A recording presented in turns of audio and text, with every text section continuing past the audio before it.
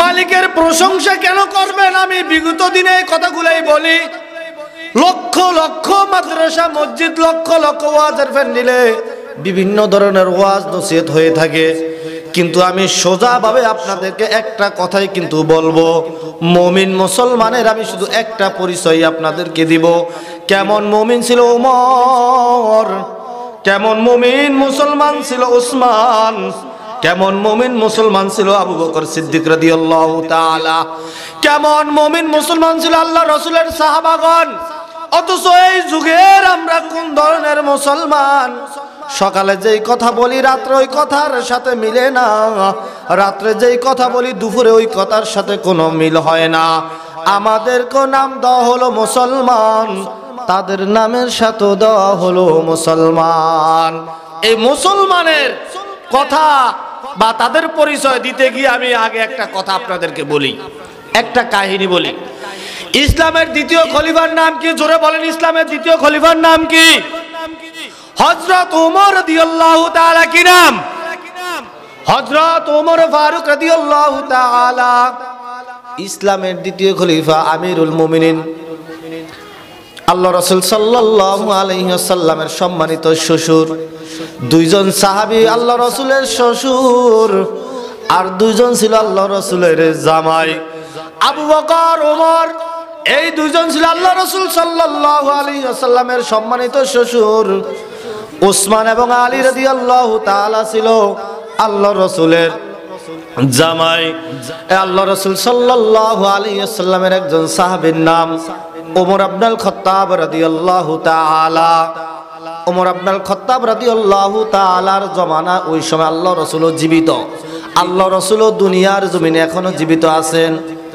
দুই ইহুদি ব্যক্তি, একজন মুসলমান ইহুদি ব্যক্তি, নামদারি মুসলমান, আর একজন হলো নামদারি মুসলমান, আর একজন হলো ইহুদি ব্যক্তি। মুসলমানের পরিচয় দেওয়ার আগে এই ওমর রাদিয়াল্লাহু তাআলার ঘটনার একটা বর্ণনা আমি আপনাদের সামনে করতেছি। ওমর রাদিয়াল্লাহু তাআলার সময় মদিনার ভিতরে একজন ইহুদি ব্যক্তি আর একজন নামদারি মুসলমান একটা বিষয় নিয়ে ঝগড়া লেগেছিল। ধরেন, ইহুদি ব্যক্তি বলতেছে এই বোতলটা পানির বোতল আমার। মুসলমান নামদারি মুসলমান ব্যক্তি বলতেছে এই পানির বোতল আমার। যে কোনো একটা পণ্য নিয়ে ঝগড়া লাগলো। মুসলমান মুনাফিক নামক মুসলমানে বলতেছে এটা আমার, আর ওই ইহুদিও বলতেছে এটা আমার। তারা দুইজন ঝগড়া করতেছিল, কিন্তু তাদের ঝগড়া মিটানোর মতো কোনো মানুষ নাই। এখন এই দুইজন যদি সারাদিন আমার আমার বলিয়ে যদি ঝগড়া করে, ঝগড়া মিটবে কোনোদিন? অন্য একজন ব্যক্তি এসে বলতেছে ঝগড়া মিটবে না, তোমরা অন্য একজন ব্যক্তির কাছে যাও, যার কাছে গেলে তোমাদের ঝগড়া মীমাংসা করে দেওয়া হবে, তোমরা তার কাছে যাও। ওই নামদারি মুসলমান ব্যক্তি বলতেছে চলো আমি আমাদের মুহাম্মদের কাছে যাব, আমি আমাদের মুহাম্মদের কাছে যাব। তো ইহুদি ব্যক্তি বলতেছে এই পানির ডিব্বা বা এই জিনিসের মালিক, এই পণ্যের মালিক যেহেতু আমি, তো তুমি যার কাছে যাও, কোনো সমস্যা নাই। এরপরে সবাই ওই দুজনে রওনা দিয়েছিল আল্লাহ রাসূল সাল্লাল্লাহু আলাইহি সাল্লামের কাছে। তা আল্লাহ রাসূল সাল্লাল্লাহু আলাইহি সাল্লাম কি করলেন? ভালোভাবে গোপনভাবে বিভিন্নভাবে তথ্য আদান প্রদান করার পরে দেখলেন সত্যিকার এই পণ্যটাও ইহুদি ব্যক্তির। কার ছিল? ইহুদি ব্যক্তির। তো ইহুদি ব্যক্তির এই পণ্য আল্লাহ রাসূল সাল্লাল্লাহু আলাইহি সাল্লাম তার পক্ষে রায় দিয়ে দিলেন। আল্লাহ রাসূল সাল্লাল্লাহু আলাইহি সাল্লাম তার পক্ষে কি দিয়ে দিলেন? রায় দিয়ে দিলেন। তা আল্লাহ রাসূল সাল্লাল্লাহু আলাইহি সাল্লাম রায় দেওয়ার পর দুজন যখন রাস্তা দিয়ে যাইতেছিলেন, হঠাৎ রাস্তার মাঝখানে গিয়ে ওই মুসলমান ব্যক্তি কইতে আছে আমি এই বিচার মানতাম না, আমি এই বিচার মানতাম না। তো ইহুদি ব্যক্তি কইতে আছে কেন তুমি এই বিচার মানবা না?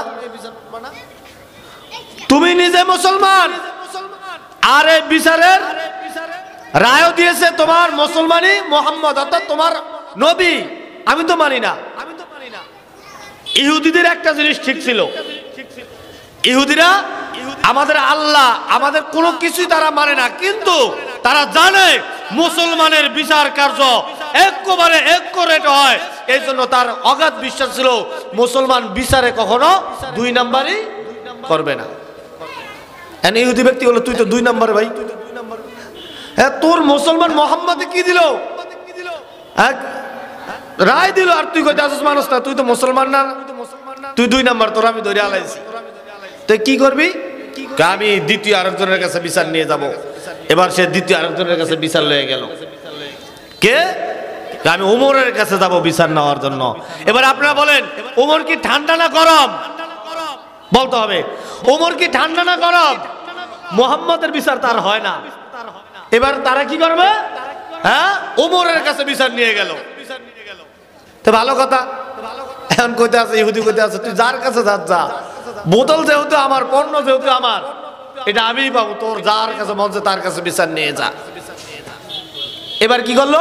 ওমরের কাছে বিচার নিয়ে গেল। ওমরে বলতেছে এই ঘটনা এটা আমার পণ্য, দাবি করে। তো মুসলমানই মুনাফিকি মুসলমানের কথা শেষ হয়ে যাওয়ার পরে ওমর রাদিয়াল্লাহু তাআলাকে এবার ইহুদি ব্যক্তি বলতেছে হুজুর দাঁড়ান দাঁড়ান দাঁড়ান। কয় কি? আমার কিছু কথা আছে। কয় কিসের কথা? আপনি যে বিচার করতেছেন এই বিচারটা একটু আগে আপনাদের নবী হযরত মুহাম্মদ মুস্তাফা সাল্লাল্লাহু আলাইহি সাল্লাম করে দিয়েছিলেন, রায় দিছিল আমার পক্ষে। রায় কার পক্ষে দিছে? আমার পক্ষে দিছে। আপনার পক্ষে রায় দিছে, ভালো কথা। তো কি হয়েছে এখানে? সত্য কথা মুসলমানের জিজ্ঞেস করতে আছে, ও তো মুসলমান, যে হুজুর কথা ঠিক, এটা তার পক্ষে রায় দিছে। তো ওমর রাদিয়াল্লাহু তাআলা আরো সিরুনি অভিযানের জন্য তদন্ত করে নাই, ঘরের ভিতরে ঢুকছেন। দাঁড়া তোকে বিচার করবো। আগে বলি ওমর ঠান্ডা না গরম? আবার বলেন ওমর ঠান্ডা না গরম? এরপরে ঘরের ভিতরে গিয়ে এমন বড় মানে তরবারি নিয়ে এসে, খোলা তরবারি এনে কইতে আছে মুহাম্মদের বিচার তোর ভালো লাগে না? মুহাম্মদের বিচার তোর ভালো লাগে না? এ তোর বিচার আমি করাইতে আসি। একবারে তরবারি ধরে ওর গার মাঝে এমন জোরে এক কোপ দিয়েছে, 12 হাত দূরে দেওয়ার গাটা উঠছে, জোরে করে আল্লাহু আকবার আল্লাহু আকবার। কার বিচার? ওমর রাদিয়াল্লাহু তাআলার বিচার। মুহাম্মদের বিচার, আমার নবীর বিচার তোর ভালো লাগে না? দুনিয়ার বিচার তোর দুনিয়ার বিচার তোর ভালো লাগে, আখিরাতের বিচার তোর ভালো লাগে না? কথা তো এখানেই শেষ। ওই পণ্য ইহুদি নিয়ে চলে গেল। ইহুদি জিজ্ঞেস করে ওমর রাদিয়াল্লাহু তাআলা তুই কাঁপস কেন? ইহুদিকে ওমর রাদিয়াল্লাহু তাআলা বলেন তুই কাঁপস কে? আমি তো বড় আজরাইলের কাছে আয় বলছি, না জানি আমার কিছু করে। তোর কাঁপাকামি দরকার নেই, তুই বোতল নিয়ে যা এখান থেকে। আসলে ঘটনা তো এখানেই শেষ নাকি? কিন্তু ঘটনা এখানে শেষ না। ও আমার বাবাজিরা, পর্দার আড়ালের মা, ও আমার ভাই ও বোনেরা, বিচার কিন্তু এখানেই শেষ না, ঘটনা এখানেই শেষ না, ঘটনা মাত্র শুরু। ঘটনা এখানে শেষ না, ঘটনা মাত্র শুরু হয়েছে। আমিরুল মুমিনিন হযরত ওমর ফারুক সিদ্দিক রাদিয়াল্লাহু তাআলা, ওমর ইবনুল খাত্তাব রাদিয়াল্লাহু তাআলা এমন একজন মানুষ ছিল, গরম মানুষ ছিল, যে রাস্তা দিয়ে হাঁটতো শয়তানও ওই রাস্তা দিয়া যাইতো না। জোরে কোন সুবহানাল্লাহ। ওমর যে রাস্তা দিয়ে যাইতো শয়তান ওই রাস্তা দিয়ে যাইতো না। কি ঈমান তাদের ছিল! হ্যাঁ, কেমন সাহাবী ছিল! কেননা ওমর আসতেছে, ওমর ওই বেচারা মদ হাতে নিয়ে দাঁড়িয়ে আছে, আপনারা সবাই জানেন। যখন দেখলো ওমর আসতেছে, ডাইনে বামে আর কোনো রাস্তা নাই, পিছনে যাওয়ার মতো সুযোগ নাই, ওমর দেখে ফেলছে। এখন পালায়ন করলেও সমস্যা আছে। যে ওমরের মেজাজ মতো আল্লাহ তাআলা কোরআন শরীফের ভিতরে বহু আয়াত নাযিল করেছেন। 23 জায়গায় আল্লাহ তাআলা কোরআনের আয়াত নাযিল করেছেন ওমরের মেজাজ মতো। এই জন্য ওমরকে বলা হয় মেজাজুল ওহি। জোরে জোরে কোন সুবহানাল্লাহ। ওমর সাধারণ মানুষ না, সে মেজাজ গরম করলে কি হয়? আকাশ থেকে আয়াত নাযিল হয়। জোরে করে আল্লাহু আকবার আল্লাহু আকবার। ওমর মেজাজ গরম করলে আকাশ থেকে কি হইতো? কোরআনের আয়াত নাযিল হইতো ওমর মেজাজ গরম করলে। এই জন্য তাকে দ্বিতীয় বলা হয় মেজাজুল ওহি। তার মেজাজ মতো, মেজাজ সম্মত আল্লাহ তাআলা কোরআন শরীফের ভিতরে কি করেছেন? 23 জায়গায় কোরআন আয়াত নাযিল করেছেন। তার মেজাজ মতো বহু বহু আয়াত আল্লাহ তাআলা নাযিল করেছেন। ওমরকে দেখার পরে বলতেছে কাছে যখন আসলো, কাছাকাছি আসার পরে মনে মনে বলতেছে, গো মালিক, কত গুনাহ করছি, কত অন্যায় করেছি। আমি তো ইসলাম ধর্ম গ্রহণ করি নাই, কিন্তু ইসলাম ধর্ম এই নীতি তো আগে ছিল না। যখন আল্লাহ তাআলা তুমি হুকুম নাজিল করেছ, মদকে তখন যখন তুমি হারাম করে দিয়েছ, সুদ ঘুষকে যখন তুমি হারাম করে দিয়েছ, এরপর থেকে তো আমরা প্রকাশ্য মদ খাইতে পারি না। আজকে তো আমার সামনে ওমর, কোথায় যাব, কোন দিকে যাব? ও মালিক, তওবা করেছি আমি, তওবা করেছি। ও মালিক, আমি তওবা করেছি আমি। আর কখনো ডাকলে ডাকার মতো ডাকেন, আল্লাহ তাআলাকে ভালোবাসলে ভালোবাসার মতো বাসেন, ইবাদত করলে করার মতো করেন। তওবা এমন ভাবে করেছে, ওমর রাদিয়াল্লাহু তাআলা বলে, হাতের ভিতরে কি? হাতের ভিতরে দুধ। হাতের ভিতরে কি? দুধ। কই দেখি, 1 গ্রাম গেছে দুধ। হাতের ভিতরে বোতল, তারপরে ওইদিকে পরীক্ষা করে দেখি এটা কি? দুধ। ওমর রাদিয়াল্লাহু তাআলা যেই রাস্তা দিয়া যাইতেন, শয়তান কখনো সেখান দিয়ে যাইতেন না। যাই হোক, ওই ইহুদি বেচারা ভয়ে কাঁপতেছিল। ওমর রাদিয়াল্লাহু তাআলা বলেন, তোমার কাঁপার কিছু নাই, যাও তুমি তোমার জিনিস নিয়ে চলে যাও। ওমর রাদিয়াল্লাহু তাআলা ছিল গরম মানুষ, একজন মুমিন, একজন এমন একজন ঈমানওয়ালা ব্যক্তি। এই যে লোকটাকে হত্যা করলেন, এই লোকটার আত্মীয় স্বজন আছে কিনা? যে লোকটাকে হত্যা করলেন, এই লোকটার আত্মীয় স্বজন আছে? কথা বলেন, আছে নিও না? এই আত্মীয় স্বজন ওনারা কি করলেন? এবার হত্যা মামলা দায়ের করলেন। কার আদালতে? মুহাম্মদের আদালতে। কার আদালতে?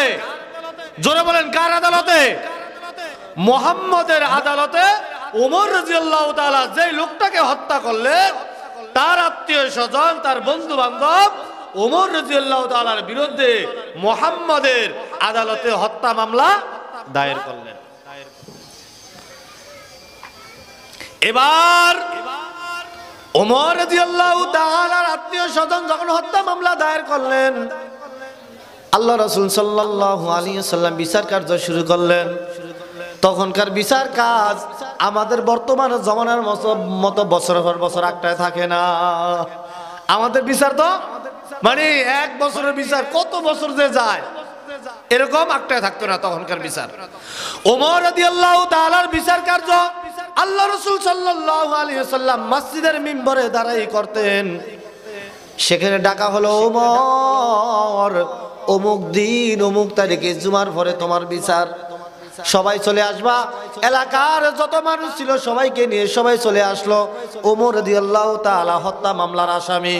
আরে আসামির মামলার রায় দিবে বিচারক হলেন আমার বিশ্বনবী সাইয়্যিদুল মুরসালিন, খাতামান নবীন, শাফিউল মুজনিবিন, সরকারে দো আলম নবী মুহাম্মদ মুস্তাফা সাল্লাল্লাহু আলাইহি ওয়াসাল্লাম। আল্লাহ রাসূলে এই বিচার কি দিবেন? রায় দিবেন। বিচার কার্য শুরু হয়ে গেল। মদিনার অলিতে গলিতে মানুষরা বলা বলি করতে লাগলো, ওমর কি করে পারলো একজন নির্দোষ মানুষকে হত্যা করতে? এমন একজন নির্দোষ মানুষ, এটাই স্বাভাবিক। আপনার বিচার আমার ভালো লাগে না। আল্লাহর রাসূলের কাছে বলল, ইয়া রাসূলুল্লাহ, আপনার বিচার হয়তো ভালো লাগে নাই, আরেকজনের কাছে যাইতেই পারে, তাই বলে কি ওমরে একজন নির্দোষ মানুষকে হত্যা করবে? আমাদের চোখ দ্বারা তো আমরা এটাই দেখি। কথা বলেন, এটাই তো দেখি নাকি? আসলে ওই ব্যক্তি কোনো মুসলমান ছিল না, সে ছিল একজন নামধারী মুনাফিক মুসলমান। সে কোনো মুসলমান ছিল না, সে ছিল একজন নামধারী মুনাফিক। সবার সামনে বলে বেড়াইতো আমি মুসলমান মুসলমান। আসেনি আমাদের সমাজে? কেউ কথা বলেন না? নাই? না না না, তাহলে বাদ দেন। যদি এরা না থাকে তাহলে বয়ান করার কি দরকার? আছে আছে আছে, জোরবান এরকম মুনাফিক আছে, আছে এরকম মুনাফিক আছে। মদিনার অলিতে গলিতে মানুষ বলতেছে, ওমর এত বড় একজন সাহাবী, কেননা ওমর এমনি এমনি মুসলমান হয় নাই, ওমর নিজ ইচ্ছায় মুসলমান হয় নাই। এই ওমরের জন্য আল্লাহ তাআলার কাছে আল্লাহ রাসূল নিজে দোয়া করছেন, দোয়া করে আনছেন ওমরকে। দোয়া করছে না? ওমরকে দোয়া করিয়া তারপরে ইসলামের ভিতরে আনছেন। এমনি এমনি ওমর মুসলমান হয় নাই। এত বড় একজন সাহাবীর তার বিচার কার্য হত্যা মামলা। তখনকার বিচার ছিল আপনি যেই কাজ করবেন সেই কাজ ওইভাবেই করতে হবে। যদি আপনি চুরি করেন আপনার হাত কেটে দিবে, হাতের বদলে হাত, পায়ের বদলে পা, গাড়ের বদলে গা, মালের বদলে মাল। অর্থাৎ তারা হত্যা মামলা করছে কসাসুন, হত্যার বদলে তারা হত্যা চায়। তাহলে ওমর কি জিদ্দ থাকে নাকি? হত্যার বদলে যদি হত্যা চায় তাহলে ওমর রাদিয়াল্লাহু তাআলা কি জীবিত থাকবো? এই জন্য মদিনার অলিতে গলিতে লক্ষ লক্ষ সাহাবা আজমাইনগণ সবার চোখ দিয়ে পানি পড়তেছে, আয় হায় রে, ওমর একজন নির্দোষ মানুষকে হত্যা করলো না বুঝে আজকে ওমরের বিরুদ্ধে হত্যা মামলা। আল্লাহ রসুলের মনটা ভালো না, আজকে আল্লাহ রসুল তো বেইনসাফি কোনো কি করতে পারবে না, রায় দিতে পারবে না। আসামিও আছে, বিচারকও আছে, একটা জিনিসের কিন্তু অভাব, সেটি আল্লাহ তাআলা সূরা নিসার ভিতরে আল্লাহ তাআলা 65 নম্বর আয়াতের ভিতরে আল্লাহ তাআলা বলতেছেন, ফালা ওয়া রাব্বিকা লা ইউমিনুনা হাত্তা ইউহাক্কিমুকা। আল্লাহ রাসূল সাল্লাল্লাহু আলাইহি ওয়াসাল্লাম যখন কলম উঠাইলেন, কলম উঠে যখন রায় দিবে, কত সাহাবারা কান্নাকাটি করতেছে, কত মানুষ কান্নাকাটি করতেছে, হত্যার বদলে হত্যা চেয়েছে। আজকে উমরের না জানে কি হয়। যখন কলমটা তুলল আসমান থেকে ভাই জিবরাইল, যখন আল্লাহু আকবার আল্লাহু আকবার, আসমান থেকে জিবরাইল আলাইহিস সালাম এসে বলতেছে, মুহাম্মদ রাখেন রাখেন রাখেন, আপনার কলমটা স্থানে রেখে দেন। যখন সুবহানাল্লাহ সুবহানাল্লাহ। কার বিরুদ্ধে আপনি রায় দিবেন? কিসের রায় দিবেন আপনি? ওই সময় ওমর রাদিয়াল্লাহু তাআলা তো ছিলেন অপরাধী, তাকে অপরাধী বানায় দিলেন, কিন্তু সে তো অপরাধী না। তারা সবাই বলতে একজন নির্দোষ মানুষকে হত্যা করেছেন, মামলা দায়ের করেছেন। আল্লাহ রাসূল বিচারক, একটা লোকের দরকার আছে বিচার কার্য পরিচালনা করার জন্য উকিলের প্রয়োজন হয় কিনা? হয়। আইনজীবী উকিল ছাড়া বিচার কার্য হয়? বিচার উকিল লাগে না? মামলা আমরা কারে দিয়ে ধরবো? এই জন্য একজন উকিল লাগে কিনা? এখানে তো রায় দিব, আর অপরাধী আছে, উকিল আছে নাকি? উকিল তো দেখা যায় না। আল্লাহ তাআলা স্বয়ং নিজে উকিল হয়ে জিবরাইলকে পাঠিয়ে দিলেন ওই স্থানে।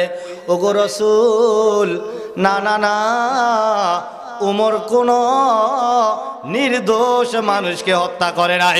জোরে জোরে কান আল্লাহু আকবার। কেননা উমর যে নির্দোষ, স্বয়ং আল্লাহ তাআলা উপর থেকে কোরআনের আয়াত নাযিল করে দিয়েছেন। সূরাতুন নিসার 65 নম্বর আয়াতের ভিতরে আল্লাহ তাআলা বলছেন, ফালা ওয়া রাব্বুকা লা ইউমিনুনা, আপনার রবের কসম, আপনার রবের কসম, আপনার রবের কসম। এইভাবে বলতেছে, ফালা ওয়া রাব্বিকা, আপনার রবের কসম, আপনার রবের কসম, আপনার রবের কসম। ওমর কোন নির্দোষ মানুষকে হত্যা করে নাই, ওমর কোন নির্দোষ মানুষকে হত্যা করে নাই। ওমর একজন নামদারি মুনাফিককে হত্যা করেছে। জোরে জোরে কান আল্লাহু আকবার। দেখছেন, এই ওমরের মেজাজ মতো কোরআনের আয়াত নাযিল হয়। ওমর নির্দোষ। আল্লাহ তাআলা বলেন, আমি হলাম উকিল, আপনি বিচার করবেন, ভালো কথা। ওমরকে অপরাধী বানাইছেন, কোনো সমস্যা নাই। আমি উকিল, উকিলের কাগজপত্র দেখার পর কাগজ পড়িয়া আপনি রায় দেন, এই কাগজে কি লেখা। ওই আয়াতের ভিতরে যখন আল্লাহ তাআলা আয়াত নাযিল করেছেন, আল্লাহ রাসূল ওই আয়াত পড়ে পড়ে দেখতেছে ওমর সম্পূর্ণ রূপে নির্দোষ। আল্লাহ রাসূল সাল্লাল্লাহু আলাইহি ওয়াসাল্লাম আর দেরি করে নাই। হ্যাঁ, কি লাগছেন? বেকসুর খালাস। কি দিলেন? বেকসুর খালাস। ইসলামের একটা জিন্দা বেঁচে গেল। নাম আমিরুল মুমিনিন হযরত ওমর ইবনুল খাত্তাব রাদিয়াল্লাহু তাআলা।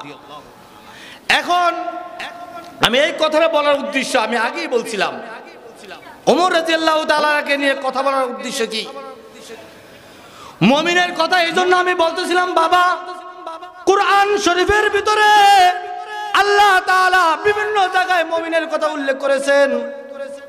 আমি এখানে আসার পরে কিন্তু অনেকে আমাকে অনেক কথা বলছে, যে হুজুর একটা অনাকাঙ্ক্ষিত ঘটনা ঘটে গিয়েছে, সাবধান। বলছি কোনো সমস্যা নাই। আমার মাহফিল থেকে, আমার কোরআনের ময়দান থেকে যদি কোনো মানুষ আলোচনা শুনিয়া, বয়ান শুনিয়া যদি নামাজি না হয়, ইবাদতের প্রতি যদি তার মন নাই বসে, তো কাল হাসরের ময়দানে আল্লাহ তাআলার কাছে আমি কি জবাব দিব? ওগো মালিক, আমি এই কথাগুলা কাউকে বয়ান করার জন্য, কাউর কানে হেদায়েতের জন্য আমি বলি না, আমি নিজে হেদায়েত পাওয়ার জন্য আমি কথাগুলা বলতেছি। আমি কাউকে হেদায়েতের জন্য বলতেছি না, আমার নিজের হেদায়েতের জন্য আমি কথাগুলা বলতেছি, যেন এই কথার উপর আমি আমল করতে পারি। সেই কথাগুলা কি? সবাই জোরে জোরে বলেন। আল্লাহ তাআলা আমাদেরকে ঈমানের এখন যে 4টা কথা বলবো, এই কথার উপরে আমল করার তৌফিক দান করুন। সবাই বলেন আমিন। আল্লাহ তাআলা সূরা বাকারার ভিতরে শুরু দিয়েই বলছেন, আল্লাহ তাআলা সূরা বাকারার শুরু দিয়েই বলছেন, এই যে একটা আয়াত বলছেন, খতামাল্লাহু আলা কুলুবিহিম ওয়া আলা সামিহিম ওয়া আলা আবসারিহিম গিশাওয়া ওয়া লাহুম আযাবুন আযীম।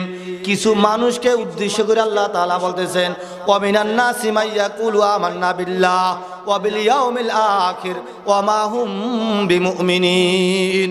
কিছু মানুষকে উদ্দেশ্য করিয়া, ওই যে আমি ওমর রাদিয়াল্লাহু তাআলার কথাটা কেন বলছি, এখানে আমি এর উত্তরটা দিতেছি। এই জন্য আল্লাহ তাআলা কোরআন শরীফের ভিতরে বলতেছেন, কিছু মানুষ আছে, সবাই কিন্তু না, খতামাল্লাহু আলা কুলুবিহিম, যে সমস্ত লোকগুলার কলবটা আল্লাহ তাআলা সিলমোহর মেরে দিয়েছেন, যে লোকগুলার কলব নষ্ট হয়ে গিয়েছে। কলব বুঝেন? এই কলব বুঝেন? কলব বুঝেন না? আপনার অন্তর, খতামাল্লাহু আলা কুলুবিহিম, আপনার অন্তর যখন নষ্ট হয়ে যায়, খতামাল্লাহু আলা কুলুবিহিম ওয়া আলা সামিহিম ওয়া আলা আবসারিহিম গিশাওয়া, আপনার অন্তর যখন নষ্ট হয়ে যায় বাবা, তখন আপনার অন্তর দ্বারা কখনো ভালো কাজ করা সম্ভব না। ওই সময় কি হয়? ভালো কথা শোনার পরও আপনার ভালো মনে হয় না, ভালো জিনিস দেখার পরও আপনার কাছে সেটা ভালো মনে হয় না, কেননা আপনার অন্তরটা নষ্ট হয়ে গিয়েছে। আপনার অন্তর কি হয়ে গিয়েছে? কথা বলতে হবে। অন্তর কি হয়ে গিয়েছে? নষ্ট হয়ে গিয়েছে। খতামাল্লাহু আলা কুলুবিহিম, খতামাল্লাহু আলা কুলুবিহিম ওয়া আলা সামিহিম ওয়া আলা আবসারিহিম গিশাওয়া ওয়া লাহুম আযাবুন আযীম। আর এই সমস্ত লোকগুলোর জন্য কাল হাসরের ময়দানে আছে কি? কঠিন শাস্তি। এরপর আল্লাহ তাআলা কি বলতেছেন দেখেন, আল্লাহ তাআলা এরপরে বলতেছেন, ওয়া মিনান নাসি মাইয়াকুলু আমান্না। ওই যে মুমিনের কথা বলতে গেলে আয়াতটা চলে আসে, ওয়া মিনান নাসি মাইয়াকুলু আমান্না। আপনারা আমার মধ্যে কিছু মানুষ বলবো আমরা ঈমান আনয়ন করলাম। আমরা কি করলাম? ঈমান আনয়ন করলাম। জোরে বলেন, ওয়া মিনান নাসি মাইয়াকুলু আমান্না। আমরা ঈমান আনছি কার উপর? কথা বলতে হবে, ঈমান কার উপর আনছি? ওয়া মিনান নাসি মাইয়াকুলু আমান্না। আমরা ঈমান আনয়ন করলাম কার উপর? কিছু মানুষ বলে। আমি কিন্তু আগেই বলছি, ওয়ামিন পরে কোরআন শরীফের এই আয়াত কেন আল্লাহ তাআলা নাজিল করেছেন? আমরা আল্লাহর উপর ঈমান আনয়ন করলাম, কিয়ামতের দিবসের উপরে ঈমান আনয়ন করলাম। আল্লাহ কোরআনের আয়াত নাজিল করে বলতেছেন, অল ইয়াউমিল আখির, কিয়ামতের উপর, আখিরাতের উপর আমরা কি করলাম? ঈমান আনয়ন করলাম। অল ইয়াউমিল আখির ওয়া মা হুম বিমুমিনিন। এটা তো আমরা শেষ হয়ে গেলাম।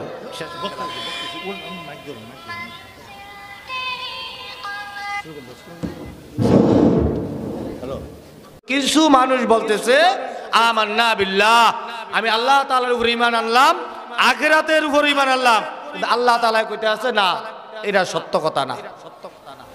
আল্লাহ তো নিষেধ করতেছে। কোন দিকে যাইবেন? ওয়া মা হুম বিমুমিনিন। ও আমার বাবা, চোখ দুইটা বন্ধ করেন, চোখ দুইটা বন্ধ করে দেখেন আপনার নিজের হাত আপনি নিজে দেখতে পান কিনা। নিজের শরীরটাকে নিজে দেখতে পাবেন না, নিজের দেহ নিজে দেখবেন না। চোখ দুইটা বন্ধ করে দেখেন, আপনি এক চোখ থেকে অপর চোখও দেখবেন না। আপনার সামনে যে একটা হাত, 1 ইঞ্চি জায়গাও আপনি দেখবেন না। দুনিয়াতে কত অহংকার করিয়া চলেন, দুনিয়ার অহংকারের কারণে থাকা যায় না। আপনি মুসলমান দাবি করেন, আল্লাহ কইতেছে খবরদার তুই দুনিয়াতে মুসলমান ছিলি না। আল্লাহ তাআলা কিন্তু সুন্দরভাবে বলে দিয়েছেন কোরআন শরীফের শুরু দিয়া। এইদিকে তাকান, এইদিকে তাকান সবাই। কোরআন শরীফের শুরু দিয়ে আল্লাহ তাআলা বলে দিয়েছেন, না না না, তুমি যে ঈমানওয়ালা দাবি করো, তুমি যে মুমিন বান্দা দাবি করো, না বান্দা তুমি মুমিন না।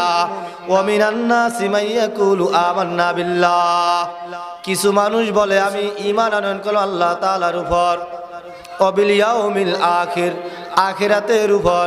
আল্লাহ তাআলা বলেন ওয়া মা হুম বিমুমিনিন, আসলে এই লোকগুলা ঈমানওয়ালা না। আসলে এরা ঈমান আনয়ন করে নাই, আসলে এরা ঈমান বান্দা না, সত্যিকার এরা ঈমানওয়ালা বান্দা না। এরা ধোঁকা দিতে চায়। কেমন ধোঁকা জানেন? এরা কেমন ধোঁকা দিতে চায়? এখানে বলে এক কথা, ওখানে গিয়ে বলে আরেক কথা। এই জায়গায় বলে ইমাম সাহেব হুজুর আমি আপনার সাথে আছি, অন্য জায়গায় যা বলে ও মুয়াজ্জিন সাহেব হুজুর আমি আপনার সাথে আছি। মুয়াজ্জিন সাহেব হুজুর এই ইমাম যতদিন থাকবো আপনার কিন্তু কপাল পড়ছে। আসেনি?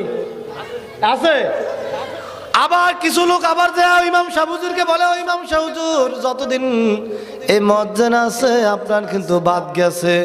কিছু মানুষ আমরা আছি এখানে কালিমা, ওখানে যা বলি আবার শয়তানের রাস্তা।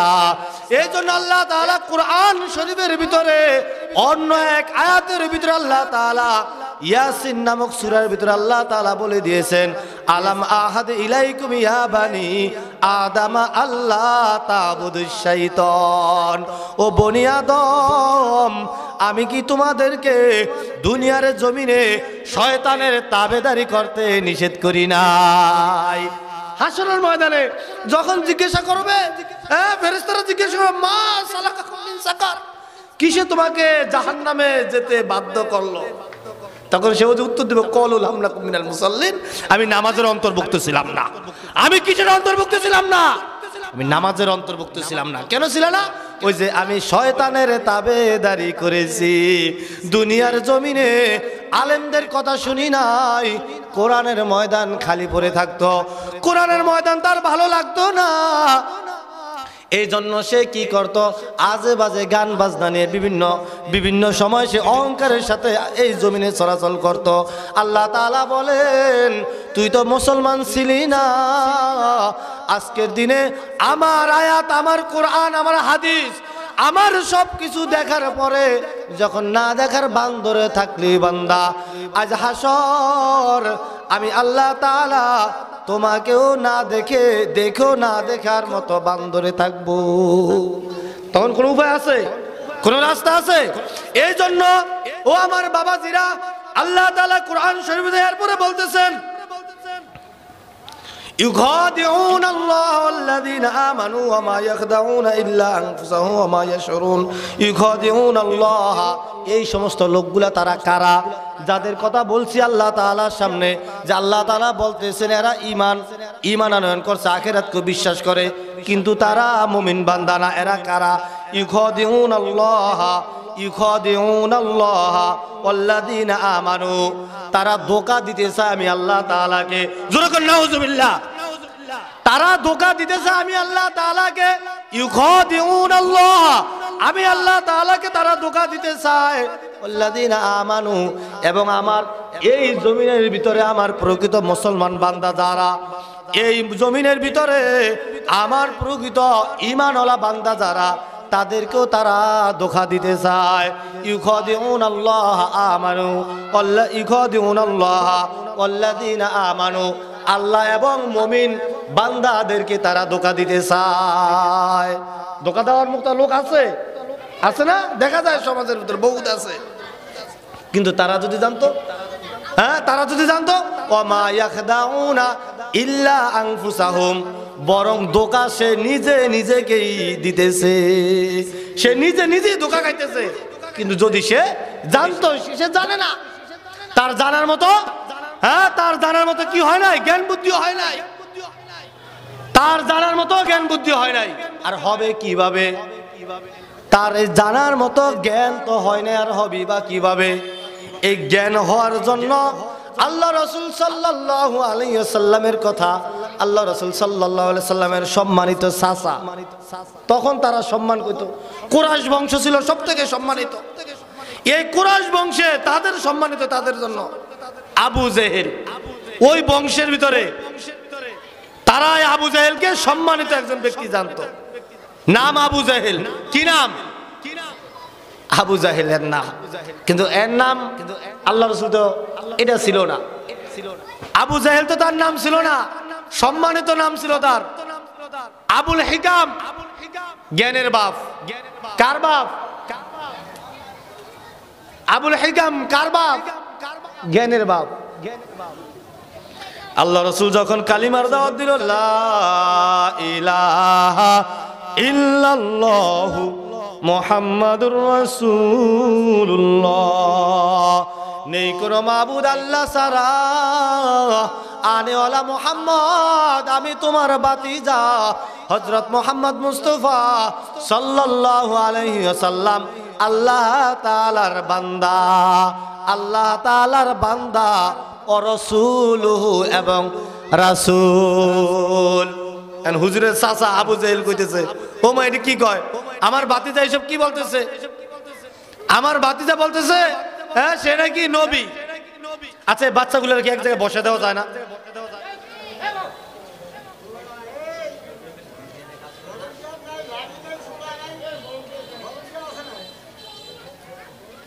সবাই হাঁটে, বুড়ারও হাঁটে, গুড়ারও হাঁটে, সবাই হাঁটে, এদেরকে বসে দেন। সাল্লাল্লাহু আলাইহি ওয়াসাল্লাম যখন দাওয়াত দিলেন তার চাচাকে, চাচা কালিমা পড়েন, মুসলমান হয়ে যান, দুনিয়া এবং আখিরাতে উভয় জায়গায় কিন্তু শান্তি। চাচা বলল, কি বলে কি বলে? এই সমস্ত জ্ঞানের কথা তুমি কেন আমাকে বলতেছ? এইসব তো ভালো কথা না। আমাদের বাপ দাদার ধর্ম 360টা আমরা মূর্তিরে কি করি? পূজা করি। এগুলা ছেড়ে দিয়ে কিসের তুমি কালিমা নিয়ে আসছ? লা ইলাহা ইল্লাল্লাহ, নেই কোনো মাবুদ আল্লাহ ছাড়া। আছে? বলেন, লা ইলাহা ইল্লাল্লাহ, নেই কোনো মাবুদ আল্লাহ ছাড়া। হযরত মুহাম্মদ মুস্তাফা, হযরত মুহাম্মদ মুস্তাফা আল্লাহ তাআলার বান্দা এবং রাসূল। আবু জেহেল কইতাছে, এই সমস্ত কথা আমার ধারে কাছে বলবা না, এই সমস্ত কথা আমার দ্বারাও বলবা না, যদি বলো তাহলে তোমার খবর আছে। এবার আল্লাহ রাসূল সাল্লাল্লাহু আলাইহি সাল্লাম তার ভাতিজা দেখলো না আমার চাচা তো আসলো, উল্টা পাল্টা শুরু করলো। তে চাচা আপনার নাম দিল কে? আবুল হিকাম। আপনার নাম রাখলো কে? আবুল হিকাম। ওদের বাবা রাখছে, হয়তো তার বাবা রাখছে আবুল হিকাম, কিন্তু ওই সময় তো এত কিছু জানা ছিল না। তা আপনার নাম তো আবুল হিকাম রাখা যাবে না। আজ থেকে আপনার নাম হলো আবু জাহেল। আজ থেকে আপনার নাম কি? আবু জাহেল। জাহেল অর্থ কি বলেন তো? জাহেল অর্থ কি? খারাপ না, খারাপ না বলেন। জাহেলও জানেন না, কিন্তু আপনারা কিন্তু আপনাদের সন্তানদের নাম জাহেল রাখেন না ঠিক, কিন্তু এর অর্থটা কিন্তু আপনারা জানেন না। এ ধরুন ফেরাউন নাম কেউ রাখে না, ফেরাউন অর্থ কি এটা কেউ জানে না। নমরুদ নাম কেউ রাখে না, নমরুদ অর্থ কি এটা জানে না। কিন্তু সেন্টু, মেন্টু এইসব কিন্তু ঠিকই রাখে, রাখে না? এইসব নাম কিন্তু রাখে। নাম রাখতে গেছে সুন্দর নাম। আবু জাহেল মূর্খের বাপ। কার বাপ? আবু জাহেল। কার বাপ? মূর্খের বাপ। এই জন্য আল্লাহ রাসূল সাল্লাল্লাহু আলাইহি ওয়াসাল্লাম তার উপরে কোরআনের আয়াত নাযিল হয়েছেন। ও বাবারা, মনোযোগের সাথে আমার এই কথাগুলা শুনেন। সর্বশেষ কথা, এখানেই কিন্তু আমার বয়ান শেষ করতেছি আমি, আপনারা একটু মনোযোগের সাথে শুনেন। যখন মানুষদেরকে কাল হাসরের ময়দানে যখন মানুষদেরকে ডাকা হবে, যখন মানুষ কবর থেকে উঠবে, আল্লাহ তাআলা আপনার সামনে আমার সামনে যখন আপনার আমল নামা কি করবে? পেশ করবে। নামাজ পড়ছো, রোজা করছো, হজ করছো, যাকাত করছো, আমল নামা যখন দিবে, আমল নামা দেখার পরে আল্লাহ তাআলাকে আপনারা বলবেন, ও মালিক আমাকে কি একটা বারের জন্য দুনিয়াতে পাঠানো যায় কিনা? আমাকে একটা বারের জন্য দুনিয়াতে ফ্ল্যাশব্যাক করানো যায় কিনা? এটা কি সম্ভব? আল্লাহর কাছে সম্ভব, কিন্তু আল্লাহ কি এটা করবে? আল্লাহ এটা করবে? আরে মিয়া, দুনিয়াতে যে থাকার সেই তো রইল না, দুনিয়াতে যে থাকার সেই তো নাই। আপনি আমি দুনিয়াতে থাকবো কিভাবে? কেন এত অহংকার করতেছে? ওই মিয়া, দুনিয়ার জমিনে আল্লাহ তাআলা কারো মৃত্যুর সময় তার কাছে এসে সালাম দেয় নাই, সালাম প্রদান করে নাই আল্লাহ তাআলার কাছে যাওয়ার জন্য। কিন্তু বন্ধু আমার মুহাম্মদ রে আমার নামের সাথে জড়িত, যাহার সৃষ্টি না করিলে আসমান জমিন না হইত। জোরে করে আল্লাহু আকবার। সেই মুহাম্মদের মৃত্যুর সময়, অর্থাৎ তার যখন আজরাইল চলে আসলো, তখন সাথে সাথে দুনিয়াতে আজরাইল যখন আসে, হয় জান্নাতের ফেরেশতা আসে, অন্যথায় কিন্তু জাহান্নামের ফেরেশতা আসে। কিন্তু মুহাম্মদ এমন একজন মানুষ, মুহাম্মদ এমন একজন লোক ছিল যার জান কবজের সময় ফেরেশতারা আগে এসে তার কাছ থেকে অনুমতি চেয়েছে। জিব্রাইল চলে আসছে, আজরাইল আসছে, অন্য অন্য ফেরেশতারাও কিন্তু সাথে চলে আসছে। এমন একজন মানব ছিল, এমন একজন ব্যক্তি ছিল যাকে আল্লাহর কাছে নেওয়ার আগে আল্লাহ তাআলা তার কাছে পাঠাইছে, আমার বন্ধুর কাছে গিয়ে সালাম দিয়ে জিজ্ঞেস করো আমার বন্ধু আমার কাছে আসবো কিনা। ওই যে বাবা, ওই দিনটার কথা স্মরণ করেন যখন আপনাকে দুনিয়া থেকে নিয়ে যাওয়া হয়, আপনাকে আর পাঠানো হবে না কি আমল আপনি করছেন, ভালো করছেন নাকি খারাপ করেছেন, এই সব কিছুই মালিহাজাল কিতাব লা ইগদিরু সগীরাতান ওয়ালা কাবীরা, আপনার আমল নামায় সব কিছু কিন্তু হিসাব লিপিবদ্ধ করা আছে, সব কিছু কিন্তু সেখানে কিন্তু হিসাব হইতেছে। কাল হাসরের ময়দান যখন আল্লাহ তাআলাকে বলবেন একটা মিনিটের জন্য আমাকে দুনিয়ার জমিনে পাঠানো যায় কিনা, আল্লাহ তাআলা কি পাঠাবে? উনি তো পাঠাতে পারে, পাঠাবে? আল্লাহ তাআলা কি আমাদেরকে দিবে? তখন আপনার ওই একটা আমলের জন্য আপনি বলবেন মালিক একটা সেকেন্ড একটা মিনিটের জন্য দুনিয়াতে পাঠানো যায় কিনা। আল্লাহ তাআলা বলবেন দাঁড়াও দাঁড়াও দাঁড়াও, কি হয়েছে? এই যে কি বলতেছে, দাঁড়াও, এই কি বল, কি কস? হ্যাঁ দাঁড়াও, কি হয়েছে? আল্লাহ আমি আবদার করতেছি আমাকে এক মিনিটের জন্য দুনিয়াতে পাঠানো যায় কিনা। তো আল্লাহ তাআলা বলবেন এক মিনিট? তোর তো আমি 100 বছর হায়াত দিয়েছি, তোর তো আমি 70 বছর হায়াত দিয়েছি, ওই বেটা তোকে তো আমি 80 বছর হায়াত দিয়েছি, তোর জীবন জৈবন কাটিয়ে দিয়েছস ঘর সংসার করতে করতে। বান্দা আমি বলছি সব বাদ দিয়ে নামাজ পড়, বউ বাদ দিয়ে দে, বাবা মা বাদ দিয়ে দে, ঘর সংসার বাদ দিয়ে দে, টাকা পয়সা সবকিছু বাদ দিয়ে দে, ইল্লা এইসব রাখতে পারবি, সময় আছে, আগে সবকিছু বাদ, সবার আগে আমি আল্লাহ তাআলার ইবাদত। জোরে জোরে কোন ঠিক কিনা? কিন্তু আমরা এমন মানুষ সবকিছুই আমাদের ঠিক, নামাজ বাদ। ঠিক আছে, হ্যাঁ ঠিক আছে কথা, সবকিছু আমাদের ঠিকঠাক কিন্তু নামাজ নাই, নামাজ হলো টুকটাক, নামাজ হলো টুকটাক। কিন্তু সাহাবাদের নামাজ ছিল ঠিকঠাক, তাদের দুনিয়াদারি ছিল টুকটাক। আমরা হলাম উল্টা, আমরা হলাম কি? আল্লাহ তাআলা বলবেন 70 বছর হায়াত দিয়েছি, এই জন্য যে সমস্ত লোকগুলা বলে কাল হাসরের ময়দানে নামাজের হিসাব সবার আগে নেবে, না আমি এটা মানি না। হাদিসের ভিতরে আছে আল্লাহ তাআলা নামাজের হিসাব সবার আগে নেবে, এটা সত্য কথা। আউয়ালু মা ইউহাসাবু বিল আবদু, আর মিয়া ইবাদতের আমলের কথা যখন যায়, যখন আমলের হিসাব নেওয়া হয় তবে সবার আগে নামাজ। আমল কি শুধু নামাজ, আর অন্য কোনো আমল নাই? অন্য যে কোনো আমল নেওয়ার আগে নামাজের হিসাব নেওয়া হবে, কিন্তু না, সবার আগে আল্লাহ তাআলা আখিরাতে নামাজের হিসাবে নিবে না। তো কিসের হিসাব নিবে? আল্লাহ তাআলা বলেন ইন্নাল্লাহা ইনদাহুল মুসসাআ, আমি যে কিয়ামত সংঘটিত করব ওই দিন আগে সবার আগে আমি সময়ের হিসাব নেব। তোমার জীবনের হিসাব, 80 বছর, 100 বছর, 120 বছর যুবক থাকা অবস্থায়, বৃদ্ধ থাকা অবস্থায়, কিশোর থাকা অবস্থায় কি কি কাজ করেছো, আমি আল্লাহ তাআলা আগে সময়ের হিসাব তোমার কাছ থেকে আমি ফাই টু ফাই নিয়ে ছাড়বো, তারপরে অন্য অন্য হিসাব। হ্যাঁ, কোথায় কাটাইছেন? এখন 1 মিনিটের জন্য দৌড়েছি। এই জন্য আল্লাহ রাসূল সাল্লাল্লাহু আলাইহি ওয়াসাল্লাম বলেন কাল হাসরের ময়দান ও যখন বলবে আমাকে 1 মিনিট সময় দেন, আল্লাহ বলবে এত সময় দিয়েছি, 1 মিনিট সময় তুমি কি করবা? এই শোনেন, কথা শেষ আমার। 1 মিনিট সময় তুমি কি করবা? ও মালিক, আমি দুনিয়ার জমিনে নামাজ পড়ি নাই, রোজা রাখি নাই, হজ করি নাই, যাকাত দেই নাই, সুদ খেয়েছি, ঘুষ খেয়েছি, সমাজে অন্যায় অবিচার করেছি, সঠিকভাবে আমি বিচার কাজ করতে পারি নাই। ওমরে যেইভাবে বিচার করছে এইভাবে আমি বিচার করতে পারি নাই। মোহাম্মদ যেইভাবে কালিমার দাওয়াত দিয়েছে এইভাবে কালিমার দাওয়াত দিতে পারি নাই। যেইভাবে আলেমরা আমাদেরকে চলতে বলছে ওইভাবে চলতে পারি নাই।